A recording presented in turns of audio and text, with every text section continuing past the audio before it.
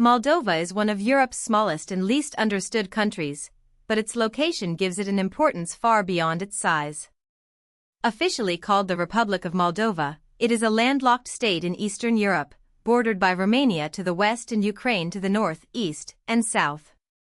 Its territory covers about 33,843 square kilometers, and its population is roughly 2.38 million.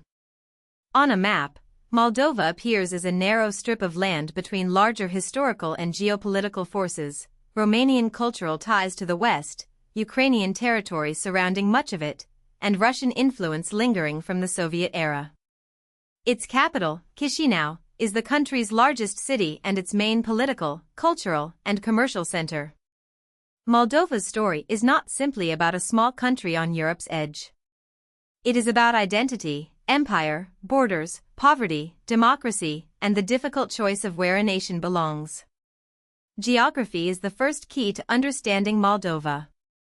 Unlike many European countries, Moldova has no coastline, no major mountain barrier, and no natural defensive frontier separating it from its neighbors. The Prut River marks much of its western border with Romania, while the Dniester River runs through the east and forms a symbolic divide inside the country's modern politics. Across that river lies Transnistria, a narrow strip of territory internationally recognized as part of Moldova but controlled by a breakaway government. Moldova's land is largely made up of rolling hills, agricultural plains, villages, and river valleys. This geography has made it both fertile and vulnerable. For centuries, armies, empires, and political systems moved across this space, leaving behind overlapping identities and disputed loyalties. Moldova's modern borders are therefore not just lines on a map, they are the result of centuries of shifting power.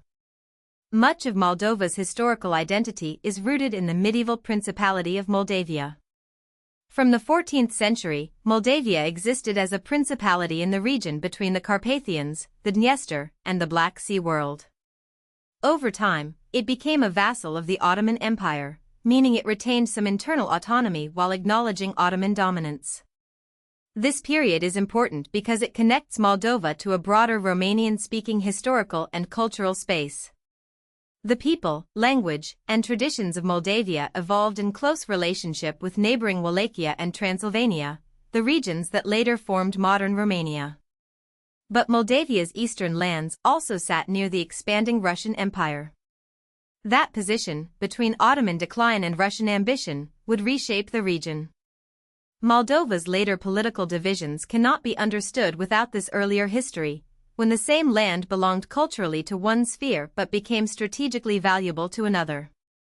A major turning point came in 1812.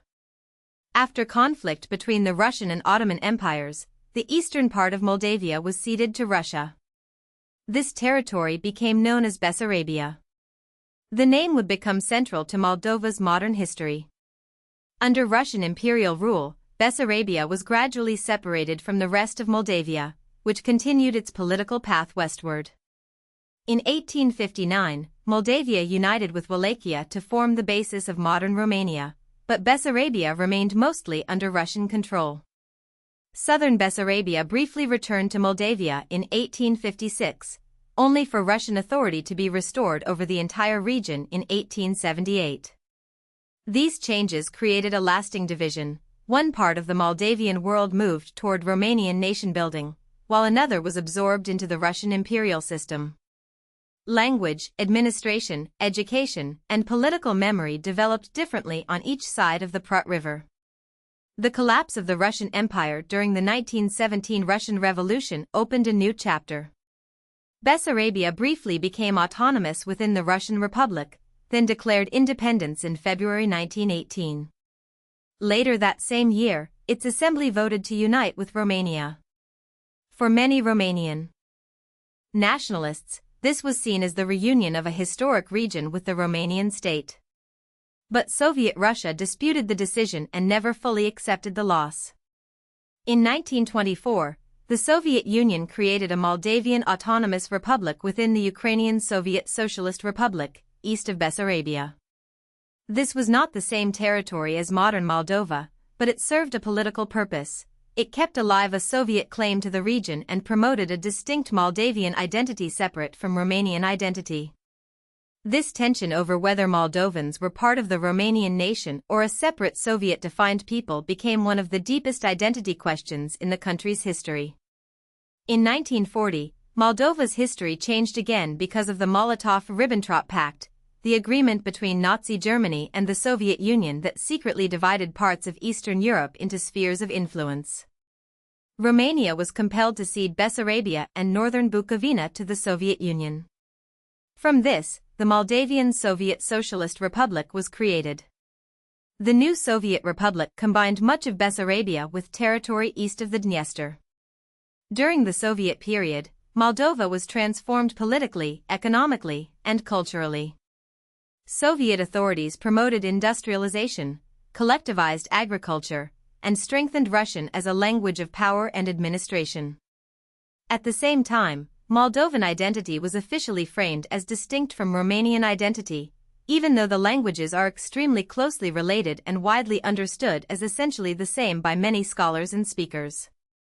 The Soviet legacy still shapes Moldova's politics, demographics, and debates over national identity today. As the Soviet Union began to collapse, Moldova moved toward independence. On August 27, 1991, the Moldavian Soviet Socialist Republic declared independence and adopted the name Moldova. But independence did not bring full control over all of its internationally recognized territory. Even before the Soviet Union formally ended, tensions had grown in the east, especially along the Dniester River.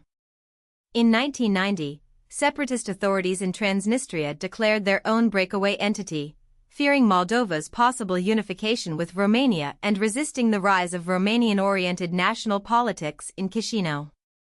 A brief armed conflict followed in 1992.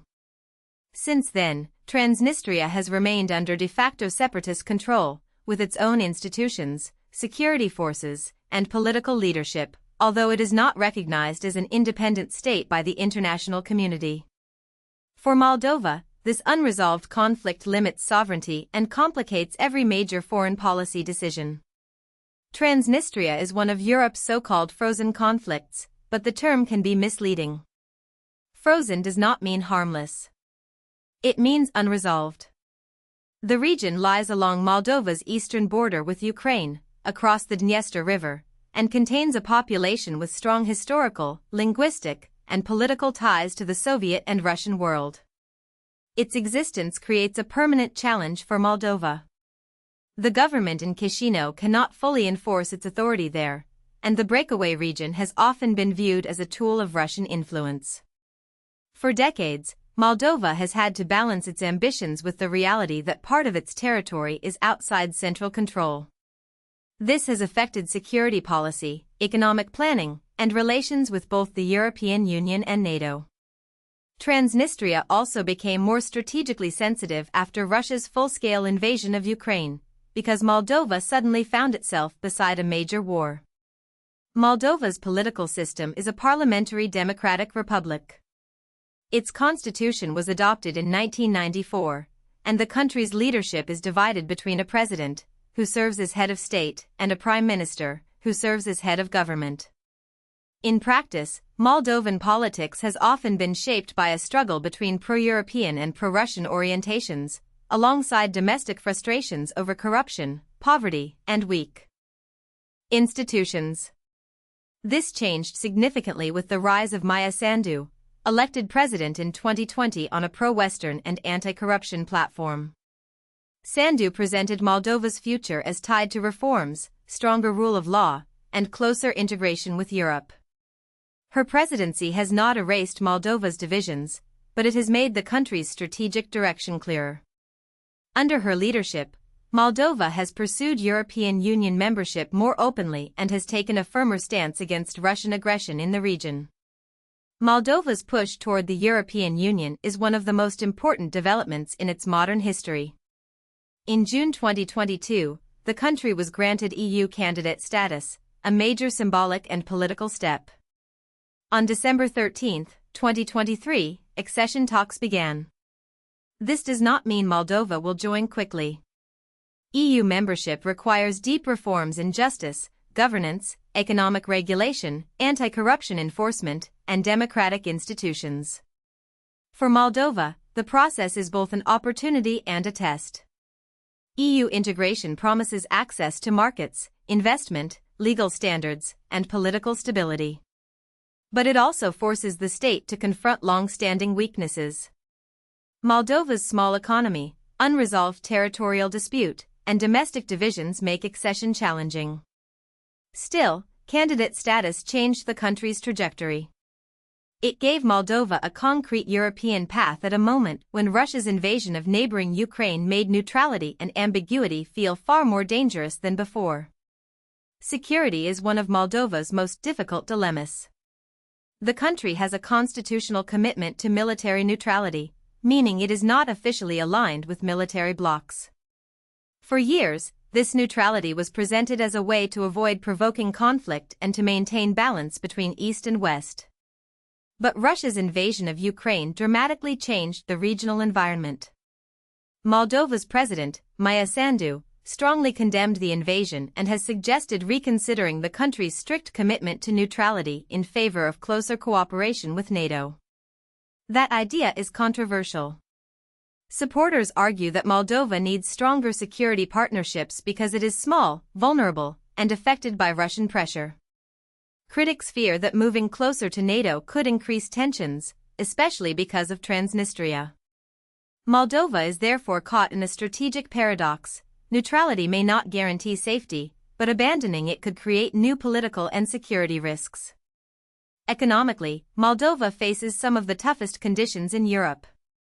It is often described as the poorest country in Europe by GDP per capita when measured officially. Much of its economy is dominated by the service sector, while agriculture, remittances, and small-scale trade have also played important roles.